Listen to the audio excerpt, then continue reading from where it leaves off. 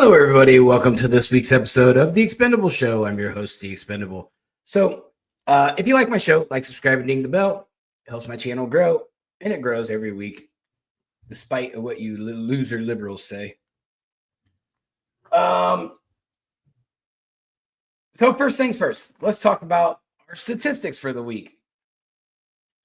2024, the average egg prices were $4.15. Today they're at $4.90, so they've dropped another 5 cents. That's good. Gas in it was $3.30 in 2024, and we've seen an uptick in the gas prices at the pump. So we're at $3.27 is the average gas price as of today. We all, it comes and goes. We know. Mortgage rates. Last week it was pretty much the same. It's dropped just barely. So it was 6.7 in 2024. We're at 6.69. President Trump has asked Jerome Powell to drop the interest rates. He hasn't jumped off the bridge yet and done that, but he did say he's going to wait and see how the markets are reacting to the tariffs. So I would expect him to make a decision here pretty soon. So the Dow Jones, after the announcements of the tariffs, by Friday at close, we were at 38,315. So you are having every liberal in America going crazy over that. I'm not worried about it. For one, it'd be a good time to start dumping a little bit of money into the stock market. I'm just saying.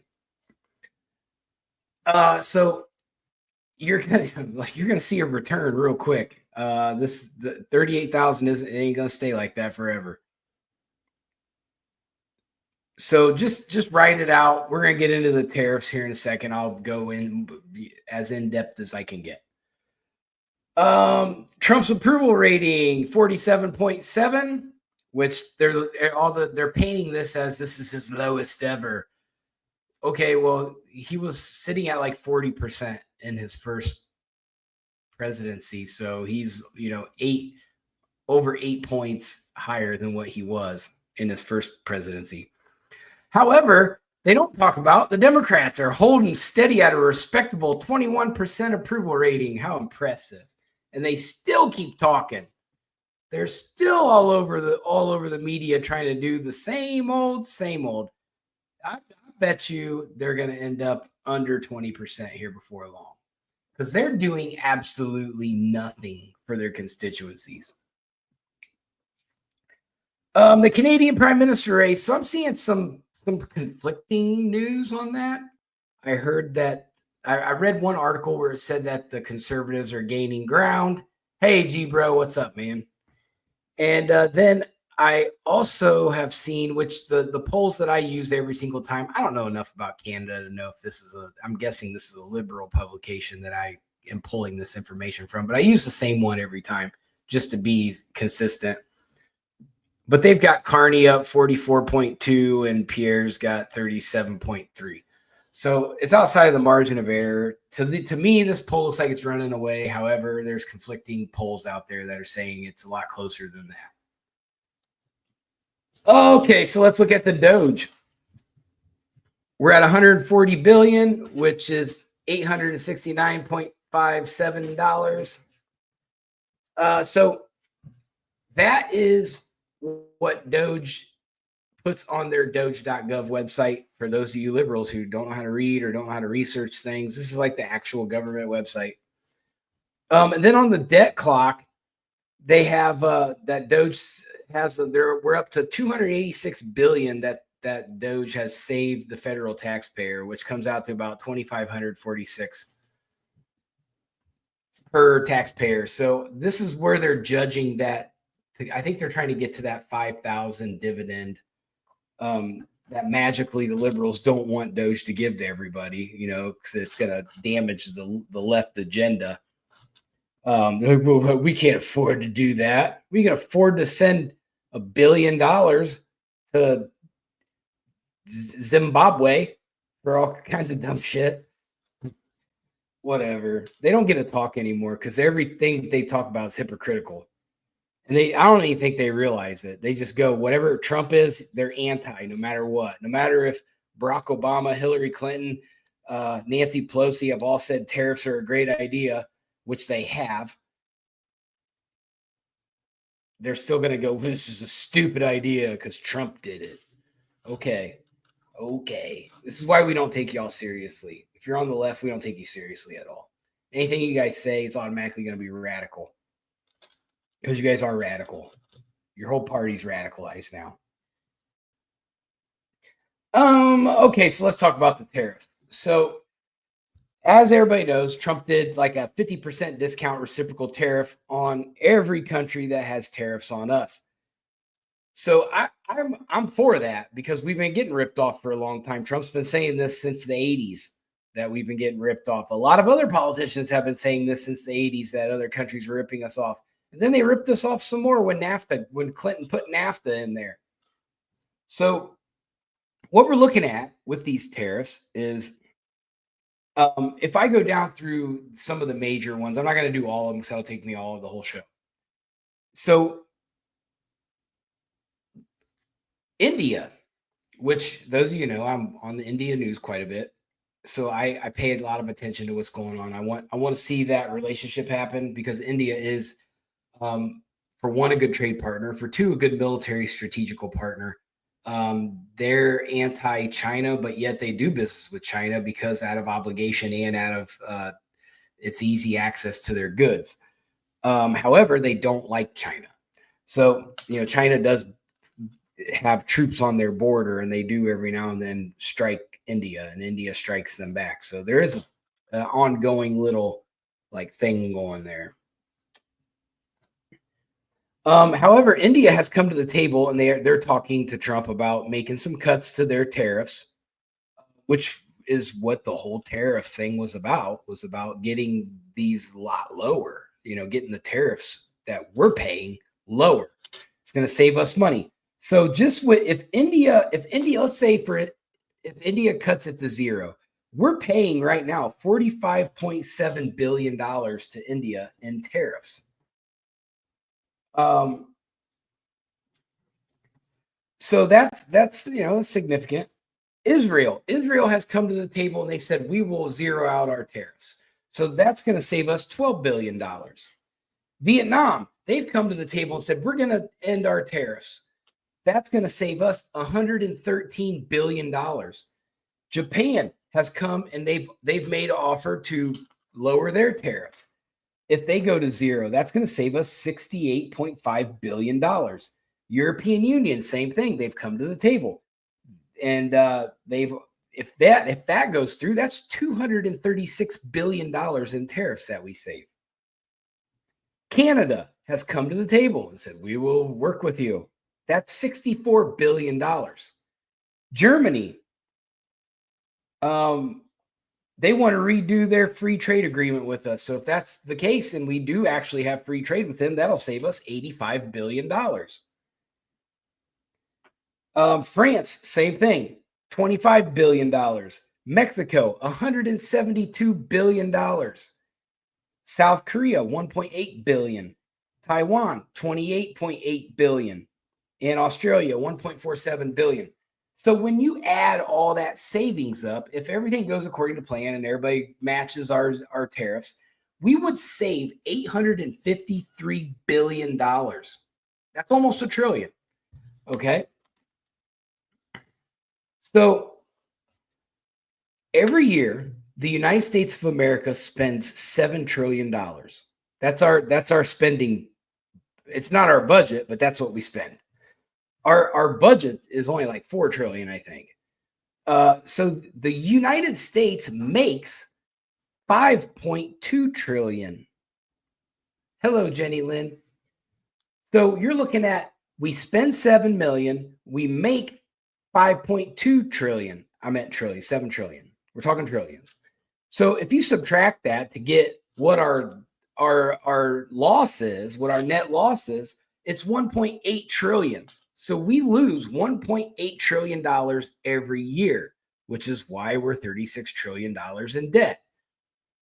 So let's say let's flip the tariffs. Okay, so let's take away the tariffs. And let's round it up to 900 billion. So you subtract that because now we've made $900 billion. Now we're taking a $300 billion loss. No, I'm wrong on that. It's 900 billion.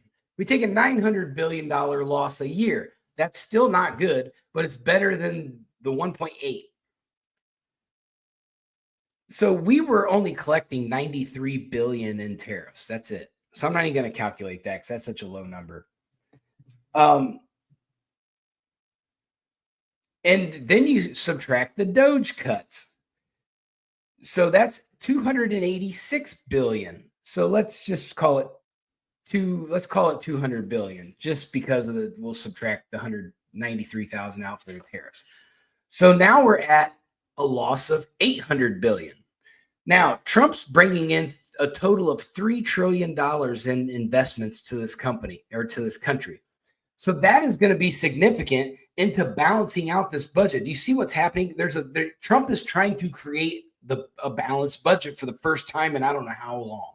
And he's on his way to doing it. The cuts will keep happening. Doge is going to keep chopping away at stuff. Eventually, we're going to get to the point where if we're spending $7 trillion, which that number is going to decline because Doge is cutting stuff. So let's say it is 7 trillion. We spend 7 trillion. And if we make 7 trillion, guess what? We balance the budget. Guess what? We're not going backwards in our debt. Let's say we make 7.2 trillion versus the 7 trillion. Now, guess what? We have a $200 billion surplus. So we can start to knock down our national debt.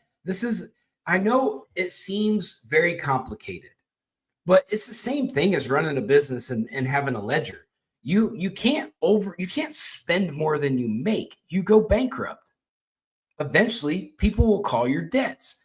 And that's where we are in this country financially. We're at that point where some of these countries are going to start calling our debts. And if we can't pay, we're going to be in default.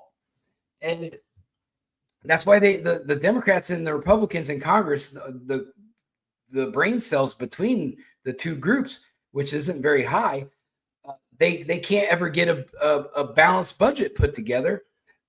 So they just say, well, since we can't agree, let's just raise the debt ceiling. We'll just raise the debt ceiling. What happens there is that makes the Federal Reserve print money.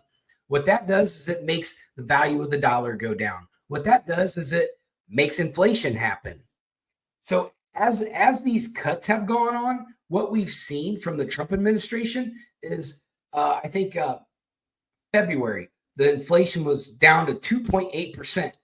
This past month, March, the inflation was down to 1.8%. So we're getting there. Like, things are happening, and the liberal media, they're not telling you what's happening. They're not telling you the backwards trend that Trump is creating for our economy. In my opinion, it's the greatest economic move that this country has ever seen, possibly the world has ever seen. He made some difficult decisions, and he figured he's kind of mapped it out and said, here's how we're going to do this, and it's working. It's at the end of this year, we're going to be looking at Trump going, wow, you did it. And it's not going to be a complete, system by the end of the year, but we're going to be seeing the positive effects of it by the end of the year. It's such a good idea that even Joe Biden's Treasury Secretary, Janet Yellen, said, this isn't a bad idea. We're not going to see, the consumer's not going to see very much of anything from these tariffs. So also, I look back in history, some of the big names of our presidents that do like tariffs: George Washington, Abraham Lincoln, and Herbert Hoover. So, and some other ones. Obama and Biden both used tariffs. Clinton had tariffs on Japan. So this tariffs isn't a new concept. We're not tariffing all the right people. They just do it when they get mad at somebody. It should be across the board because some of our so-called friends have been taking advantage of us for a very long time. So the tariffs are going to work. Trump was brilliant for doing this. It doesn't look good when you look at the Dow Jones. You're like you might panic if you have investments, but it's one of those situations, just like I said a few weeks ago, or maybe it was last week, where if you have money invested in the stock market and you're a long-term investor, don't look at it right now. Don't look at it for the next year. Maybe in December, take a look at it and see where you're at. But because you're just gonna get depressed. Now get it back to let Trump do his thing in that stock market. We're gonna see the largest economic boom in history. I'm already calling it. A lot of other financial experts are saying the same thing. I've seen it on several different news channels where they're saying, hey, this has the potential to be the biggest financial boom that we've ever seen. So I'm excited about that. I'm just going to stay patient. And I'm not even arguing with any liberals on any of my social medias because they're dead set that Trump already screwed the country up. But they don't look at the strategic advantage. Now, here's another point that I want to bring up. Remember how all the liberals used to come at Trump and say all he cares about is giving money to billionaires. Well, I was thinking about it today. And boy, if you really cared a lot about billionaires, wouldn't it make sense to not put the tariffs on? Because you look at what the stock market did, it almost tanked. And like State Street lost almost $1 trillion. Vanguard lost almost $1 trillion. BlackRock did lose over $1 trillion. So if you're trying to cater to the rich, boy, he sucks at it. Trump sucks at catering to the rich. But here you go. You have all these protests, and we're going to talk about protests here in a second. But you have all these protests going on that are basically pro-billionaire. When you really put the logistics into it, these protests are protests for billionaires.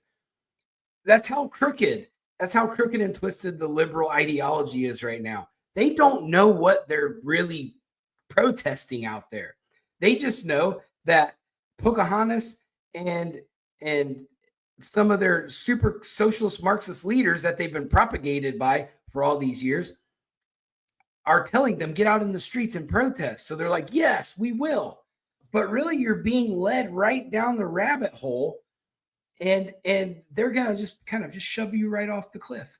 Just like that kid who's looking at 20 years for the Tesla. They got everybody out there, hey, catch all these Teslas on fire. Guess what happened? Dude's going to do probably 15 years for that, and ain't no liberal politician going to go help him. So, you can blindly lead, or you can blindly follow, be a sheep out there with the rest of your protest sheep, or, you can, start to research yourself and look into some of these things, and you'll realize, like, hey, I thought we were anti-billionaire. Why are we protesting these tariffs? They did exactly what we wanted it to do. It hurt the billionaires. But no, liberals don't think that way. If Trump did it, it's automatically wrong. They're just hypocrites. They're idiots. I don't like calling people idiots, but when you continually do idiotic things over and over and over again that are hypocritical to what you normally would say, just because Trump's the president, you're automatic. Get out of here with that. You don't make any sense at all. So here we go at the protests this weekend that are all over the place, mainly in liberal areas. And you've got all these stupid content creators all over the place going, look how many people showed up on these. Okay, well, you know what? You might have had like 20,000 people show up at your protest and wherever, but you're in a heavy Democrat area that probably had 1 million Democrats vote. So your 20,000 protesters out of the million that are eligible to vote is not really that impressive when you really break down the statistics of it. You had a very low percentage of the constituency of that city show up to support your cause. So what's left? Well, I'm waiting for Tony Saruga to put out his his little study that he always does every time there's a protest. That'll tell you pretty much who all always goes and protests, because we have the Biden administration did create a job, and it's professional protester. So these professional protests, and they're here in Atlanta too. I see it on Craigslist all the time, where they put an ad on Craigslist. All these protesters are told to watch Craigslist. So they go see the ad on Craigslist, and they go, well, there's a protest. They're trying to get us to, oh, okay, they're going to pay us $200 for a few hours. Okay, I'm doing that. And they go do it because they're professional protesters. They go out there and they'll sell their soul for a couple $100s, which is typical for the party of devil worshiping. So I don't mean to be so harsh, but I mean, the contradictions and the hypocrisy is running rampant this week. So it just doesn't make sense. And they don't even realize how hypocritical they look, which is the sickest part. So when you look at what was happening at these protests, you had a bunch of radical white people. It's like that every time. You got all the Karens out there.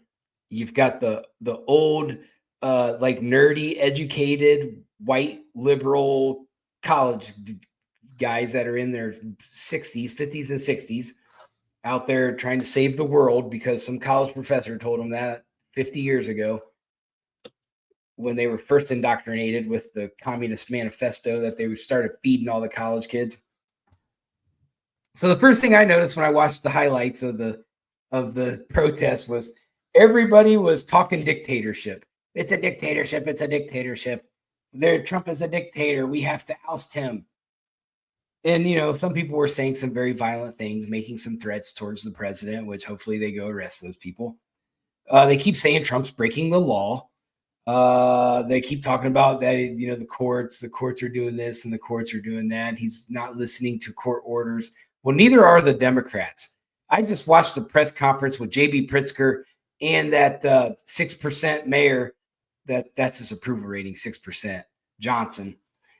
That he was up there. They're up there saying we're not gonna listen to the executive order, which is law, of deporting the illegals out of Chicago, which the people in Chicago are begging them to do. So that's just how hypocritical it is. Like Trump's not following the law. We're not going to follow the law. Okay, Trump is following the law for one. But we have a lot of these district court judges that think it's their jurisdiction to deal with national security. If they want to talk about people who are not qualified in Trump's cabinet, a district court judge is not qualified to tell anybody what to do when it comes to national security. That is not their job. Their job is to enforce the law. And if they want to enforce the law, they will make the jurisdictional authorities go round up the illegals and charge them with illegal immigration. So I don't want to hear nothing out of these district court judges until they start enforcing their own laws in their own districts, which they don't do. So eat it. Like I said, I will not, if you're on the left, I got nothing to say to you because you guys are the biggest hypocrites on the planet, and it gets worse every day. Every single day that goes by, it gets worse. Because you are blindly getting led by the billionaire class and you don't even realize it because your billionaire people and your multimillionaire politicians keep telling you to do all these things and they're making you look stupid. So why are they going to the protest? Why is protesting so big right now? Because for one, the Democrats have no control in any branch of the government right now. They've lost every House, Senate, Supreme Court, presidency. It's all gone. They have no power.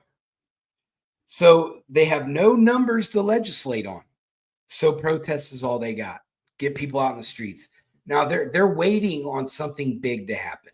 They want somebody to do something. And so far, nothing too stupid has happened. So thank God for that.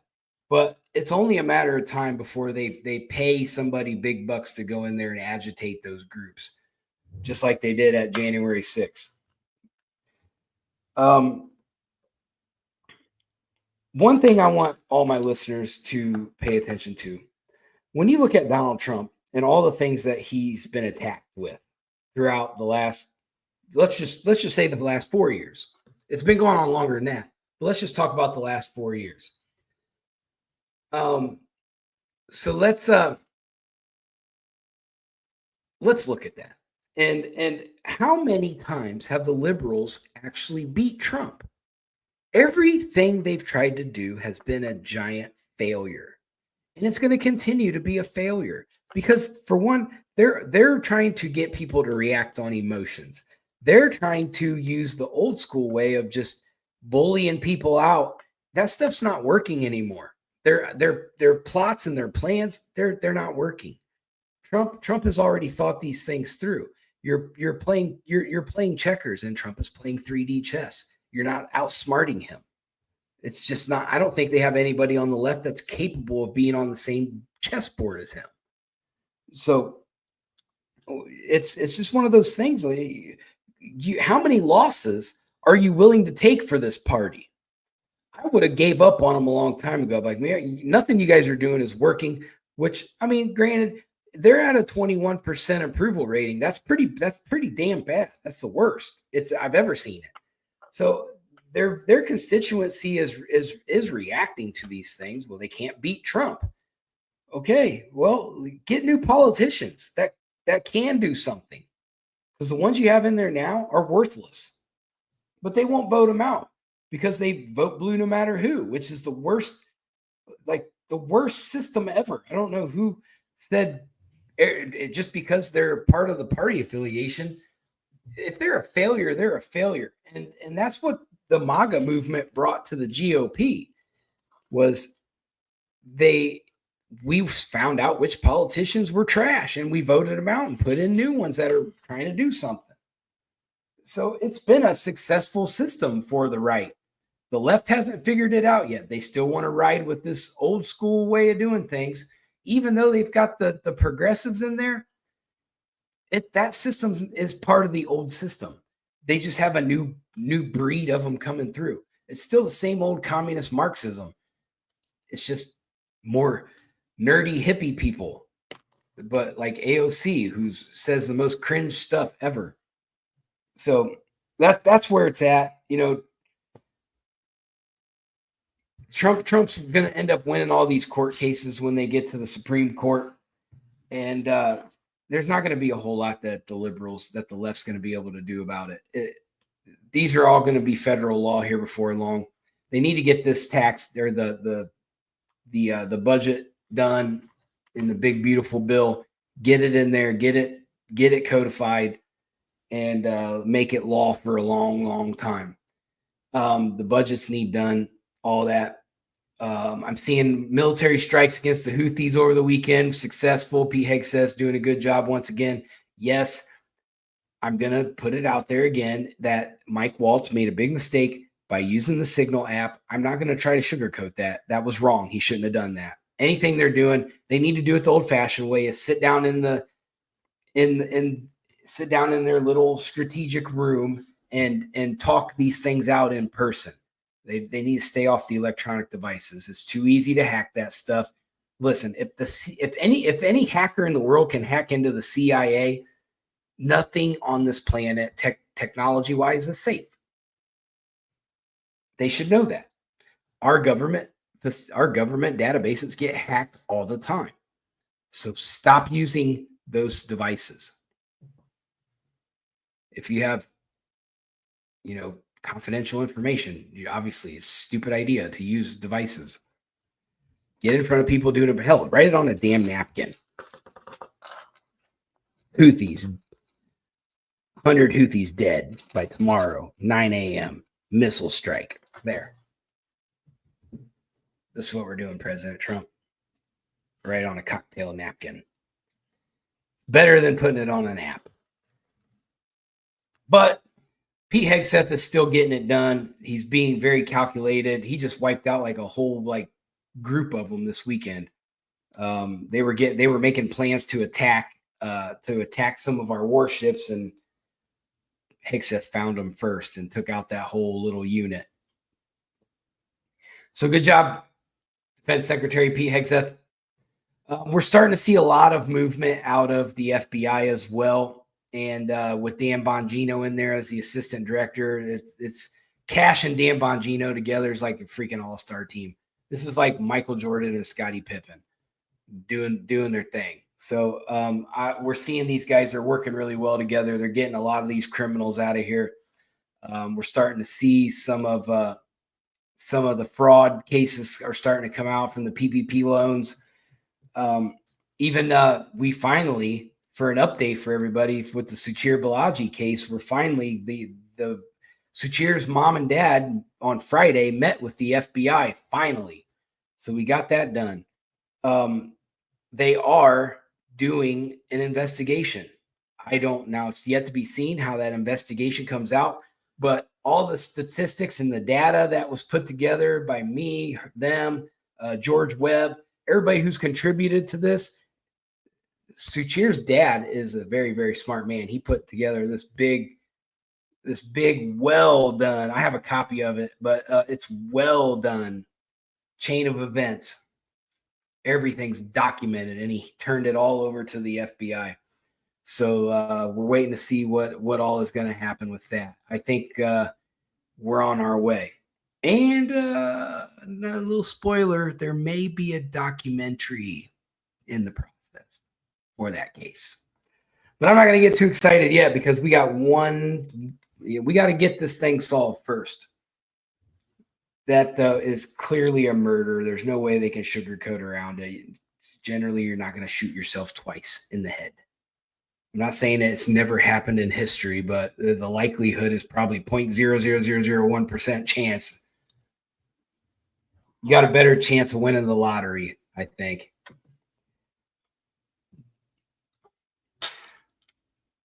So breaking news, as of today, Canada is going to take another loss. Wayne Gretzky is no longer the scoring leader of the NHL. Alex Ovechkin from Russia has now passed Wayne Gretzky on the all-time scoring list.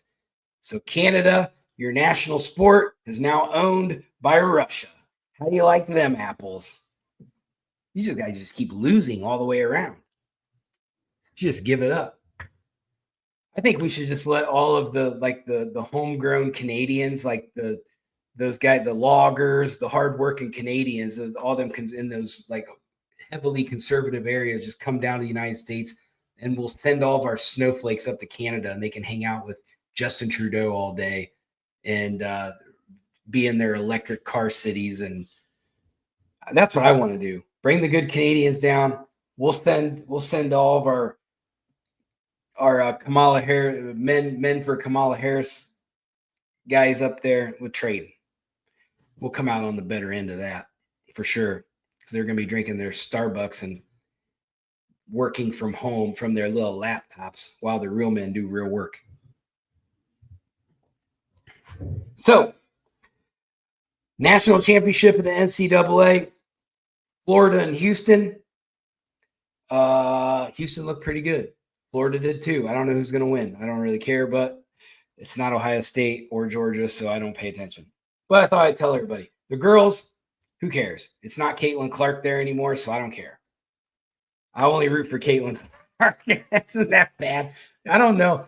I do like to watch on TikTok. There's a guy who takes all of Angel Reese's misses, and every time she misses, he goes, bang!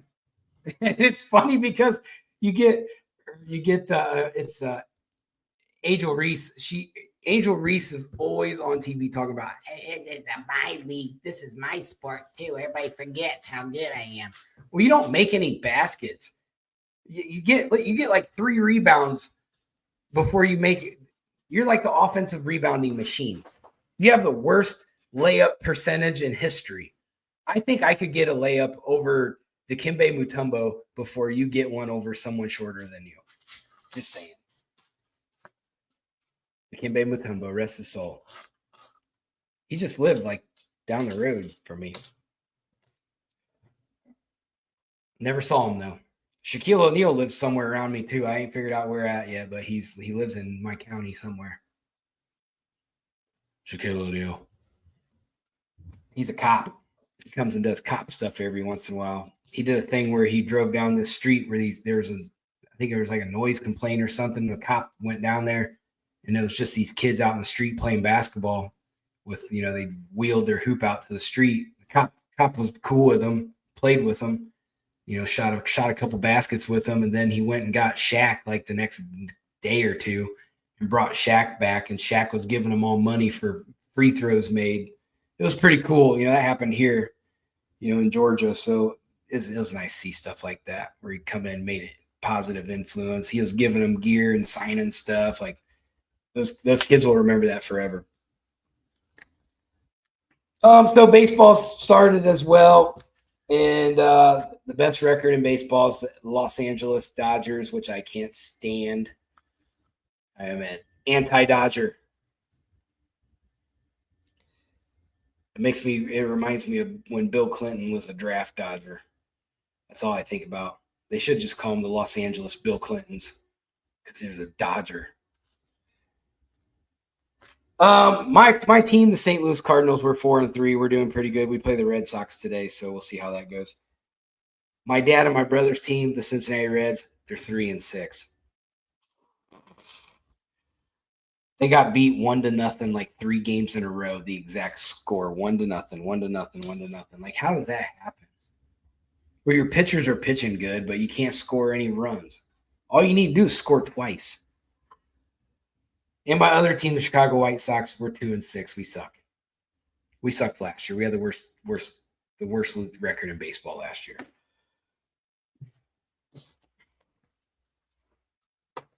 So just keep in mind as the week goes on, things are going to get crazy, and especially with the stock market. I'm going to be paying attention to it real close tomorrow when it opens to see what it does. I saw a report where it looks like almost 50 countries have come to the negotiation table to negotiate their tariffs with Trump. If that's the case, you're going to see the stock market rapidly go back to normal. So I kind of hope it doesn't happen because I do want to twist Jerome Powell's arm and have him lower the interest rates. I'm kind of waiting on that for my own life. I'm going to go refinance everything as soon as that happens.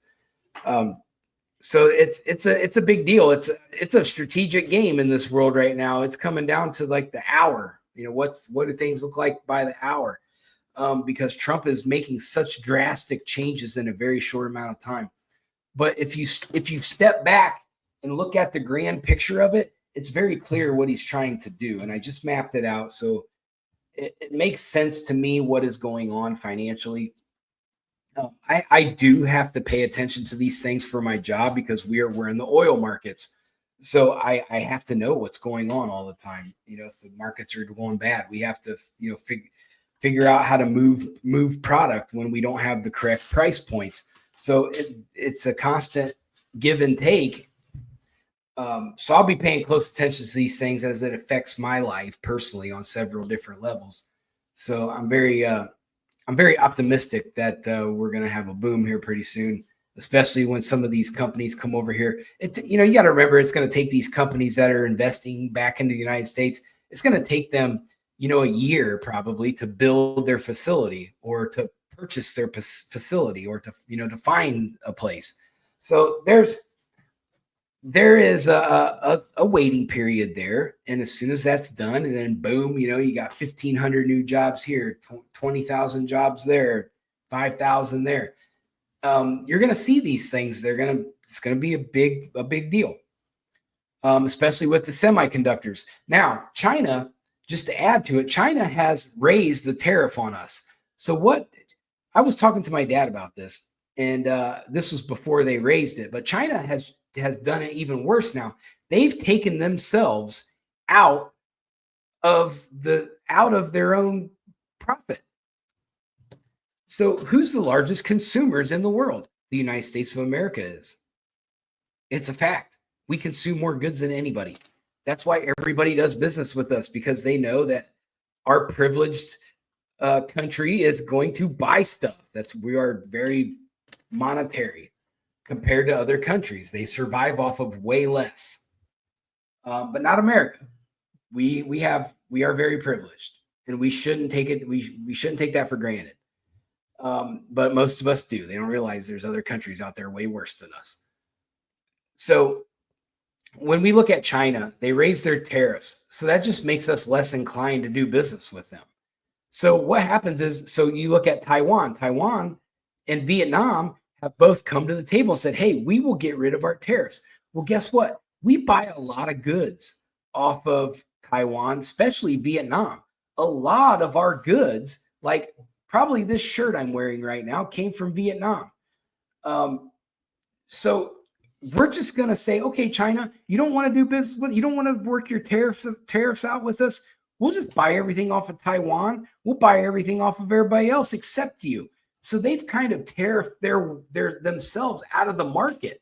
I see China taking a big financial hit because now that India, who buys a lot of Chinese goods, now India's come to our table because Prime Minister Modi would rather do business with the United States than do business with Xi Jinping in China. So he's gonna say, okay, let's get this deal done so I can buy your goods and you can buy our goods, because we do buy a decent amount of goods off of India as well. So China is going to work themselves right out of the stock market. So I don't know if Trump anticipated that or if that was done on purpose, but I'm seeing like him putting the tariffs on the way he did solved like 3 different problems. And a lot of people don't see that. Trump masterfully put this together, just like he masterfully defeated Kamala Harris. I wasn't sure it was going to happen. I thought, well, hell, they got the media on their side. There's no way Trump's going to defeat the media, but he did. He attracted Black men and Gen Z, and attacked, and the left kept attacking everyone and turned off. Trump was a genius. His political Susan Wiles is probably the smartest woman I've ever seen. She's a genius. She should get every bit of praise that she deserves. Trump had a better team, a better political strategy. He's got a better economic plan that we're seeing in play. And at the end of this year, even liberals are going to go, man, this worked out really well for me. And it's going to be hard when Gavin Newsom runs for president, or AOC or Jasmine Crockett or whoever it is. Whoever it is going to be a loser. All JD Vance is going to have to do is get up on stage and go, so here's my plan. Continue Trump's plan. See you guys later. And he's going to win because Trump's plan is going to be so good, nobody's going to want to touch it. If it ain't broke, don't fix it. It's going to be that kind of method. So once again, the reparations is coming up, especially out in California. Polling came out. This is in California. 30% want reparations. 70% think that it's something that we don't need to do. So once again, we're going to look and see if the liberals are going to go on the losing end of a 70-30, 80-20 issue. They seem to be really good at that, especially with the trans issue. That was an 80-20 issue, and they chose the 20% side of it. So that's a losing side. That's partly why you're seeing this 21%. So if they go with the reparations, that's going to further take them down this like descent into nothingness. So I'm just going to sit back and let them do it. I used to point these things out all the time on like Twitter and stuff. I stopped doing it. I cheer them on. I'm like, yeah, do that. Keep doing it. It's great. You guys are doing a good job. Because it's ridiculous. Their plans are ridiculous. They don't listen to logic, and they don't listen to facts. They don't listen to anything. They just listen to their manipulative MSNBC and CNN, and they all are headline readers and meme. They certify memes as facts. So that just tells you, with all this education they got, you would think they'd be a little bit smarter than that. But that's not what we get. They want to call us part of a cult. They all say the same 5 sentences every single time you put one of them on TV. Fascism. Stealing. felon. You know, it's all the same things over and over and over again. They got nothing new. But that's going to be my show for the day. I hope everybody stays safe. We're actually getting tornadoed on in my area, so hopefully it fills up my swimming pool so I don't have to spend my money on water. But I'm out. Peace.